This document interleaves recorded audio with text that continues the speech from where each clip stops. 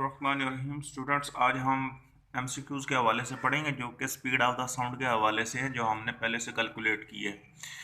तो हमने जो स्पीड ऑफ द साउंड के अंदर एक वैल्यू देखी थी गैमा, तो आपने उसको पेज 168 और 169 के ऊपर दो टेबल दिए हुए हैं।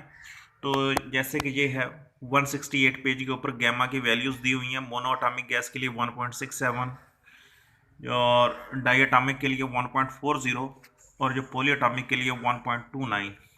ये आपने याद रखनी है, ये एमसीक्यूज के हवाले से है और ये पेज नंबर 168 पर है। दूसरा, इसी तरीके से पेज नंबर 169 के ऊपर फ्रीक्वेंसी की रेंज बताई हुई है कि डिफरेंट ऑर्गेनिज्म किस फ्रीक्वेंसी रेंज की साउंड को सुन सकते हैं। तो आपने ये याद रखनी है, ये पेज नंबर 169 के ऊपर गिवन है। तो ये दो टेबल एमसीक्यूज के हवाले से हैं। अब इसके बाद हमने जो speed of the sound in gases मालूम की थी, तो उसके अंदर न्यूटन अजम्पशन के मुताबिक हमने फर्स्ट ऑफ ऑल जो v बराबर था वो था E elastic modulus over density. फिर हमने E को रिप्लेस कर दिया था P के साथ, न्यूटन अजम्पशन के अंदर की बात कर रहे हैं।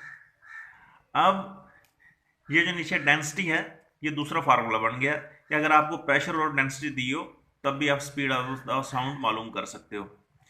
इसी तरीके से डेंसिटी होता है मास पर यूनिट वॉल्यूम।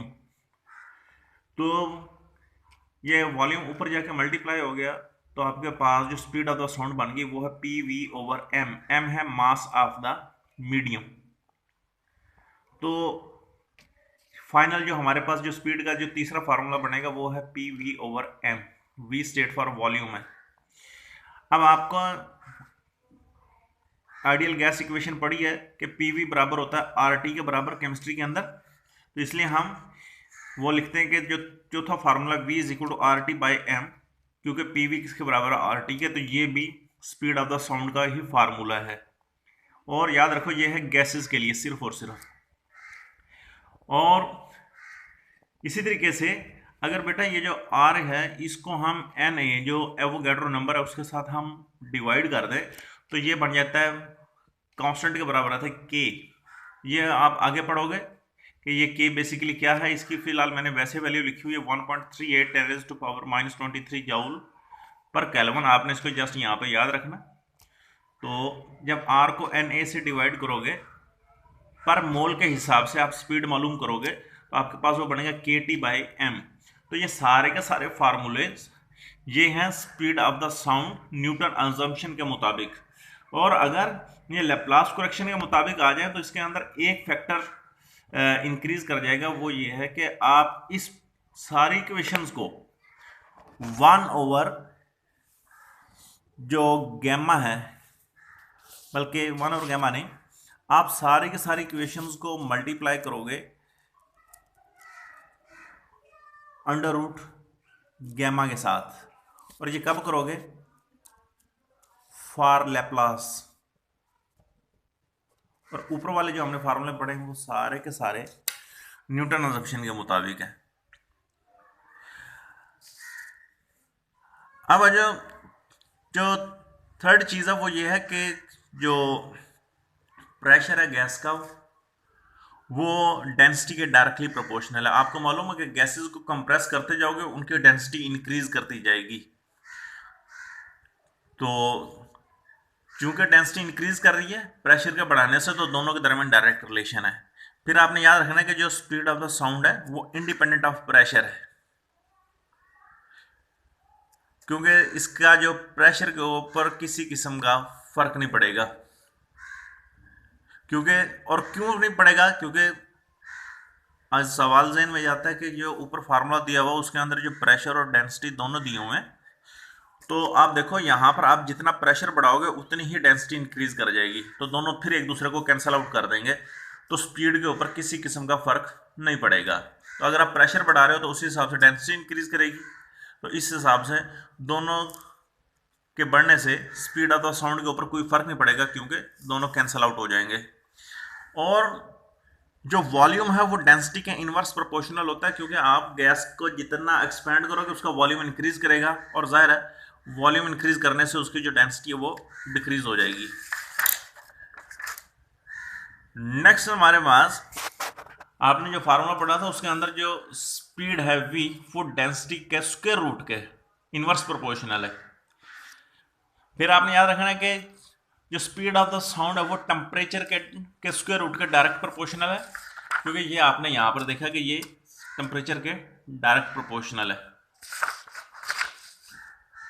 फिर आपने जो याद रखना है कि अगर जो स्पीड है, आपने फ्रीक्वेंसी रेंज की अगर बात करें तो अगर जो साउंड की जो फ्रीक्वेंसी है 20 हर्ट्ज से कम होगी तो इस तरह की साउंड को हम कहेंगे इंफ्रासाउंड या फिर इंफ्रासोनिक।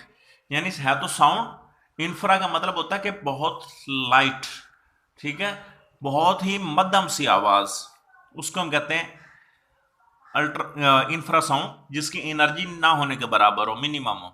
इसी तरीके से अगर उसकी जो फ्रीक्वेंसी है 20 हर्ट्ज से ऊपर हो तो उनको हम कहते हैं अल्ट्रासाउंड के मैक्सिमम एनर्जी की साउंड, तो उसका ये मतलब होता है अल्ट्रासाउंड।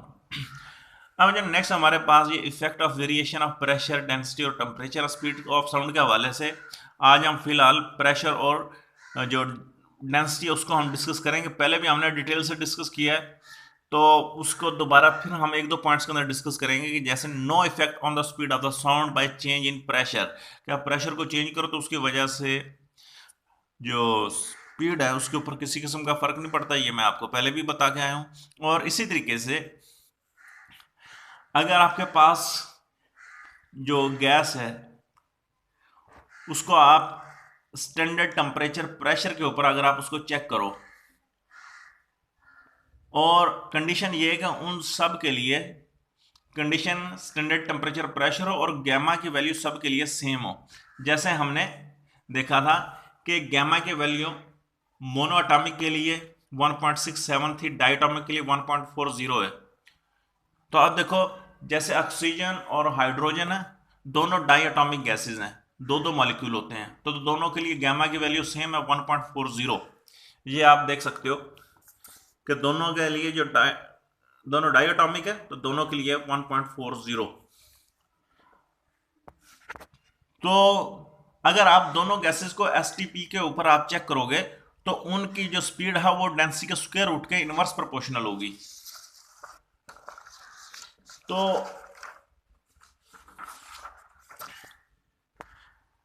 फिर इससे हमें पता चलता है कि अगर आप सेम गैमा की वैल्यू के लिए तमाम गैसेस को एसटीपी के ऊपर चेक करो तो आप देखोगे जो स्पीड ऑफ द साउंड है हाइड्रोजन के अंदर, गैस के अंदर, वो 4 गुना ज्यादा है ऑक्सीजन के अंदर जो स्पीड है उससे। और ऐसा क्यों है? वो इसलिए कि जो ऑक्सीजन है उसका जो एटॉमिक मास है वो 16 होता है, तो इसका मतलब यह है कि वो हाइड्रोजन से 16 टाइम हैवियर है।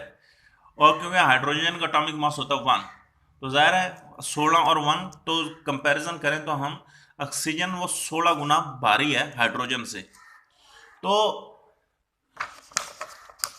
चूंकि ये 16 गुना भारी है तो जब आप इसका स्क्वायर रूट लोगे डेंसिटी के साथ तो वो 16 का स्क्वायर रूट आएगा 4, तो वही उस पर लिखा हुआ है कि 4 time its speed in oxygen.